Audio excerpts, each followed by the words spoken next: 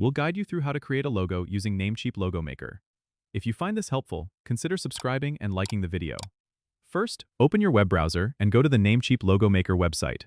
Once you're there, you'll see a button that says Create Your Logo. Go ahead and click that. Now, you'll be prompted to enter your brand's name. Type in the name you want for your logo. Next, you need to choose your industry from the drop-down menu to get relevant design suggestions. After selecting your industry, click on Continue. You will then be asked to choose your preferred style. You'll be shown various styles. Click on the ones that appeal to you. This helps the logo maker understand your taste. Once you're done selecting, click Next. Now, it's time to choose your colors.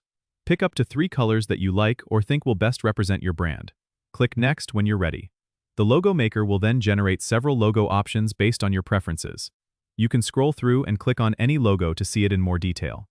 If you like a design, click Edit to customize it further. Here, you can adjust the font, icons, and layout to better fit your vision. Once you're happy with your design, click Finish to download your logo. Namecheap will ask you to log in or create an account if you haven't already. This is necessary to access your download.